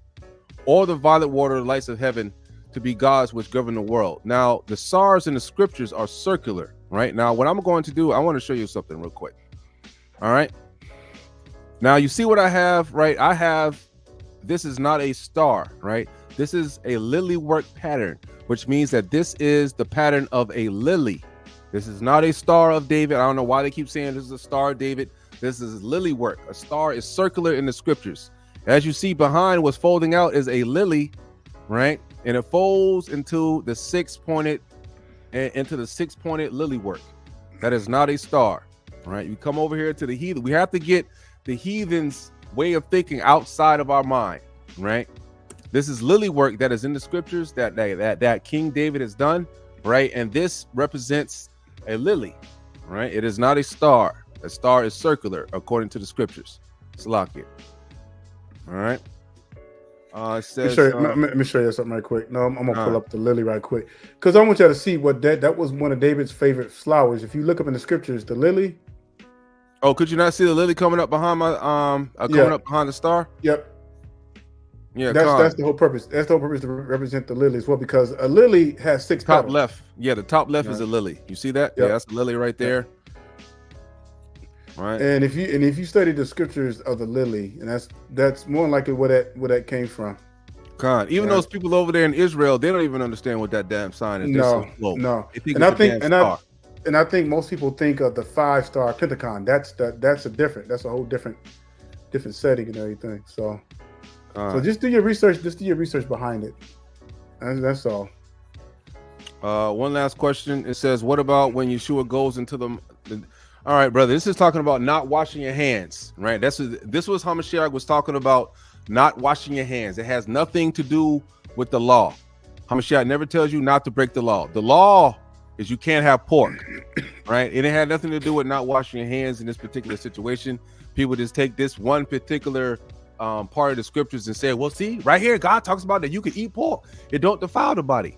We're not talking about the things that are different from the law. Never, ever. This was the whole situation that this was talking about. If you read, was about not washing your hands. That's it. That has nothing to do with you breaking the law. Okay. Bettis. So whenever you see another brother or sister, you know what I'm saying, they're talking about, Hamashiach talking about some don't defile the body. He ain't talking about that. He's talking about not washing your hands does not defile your body. It's not about breaking the law. If you break the law, that will definitely defile your body. Right. And then look and read the rest of that verse where it says, out of the mouth comes deceitness and all this other stuff. So it has nothing to do with food at all. God, that's right. Yeah. That's like a Pastor Pork Chop favorite verse right there. That's right. To give him an excuse to do wickedness. Yep. Let me see. Is a satanic star upside down? I don't know. I just, we don't really concentrate on these stars and things of that nature. We just, don't. If it's not in the book, right? The reason why I have this up there because in Daniel and in the scriptures in Kings, it talks about the lily work of David, right? And the lily work of Solomon, right? This is what it's talking about. Like that's the lily work, right? That's the pattern that they were using to put on the pillars of the temple. Okay. So that's what this comes from.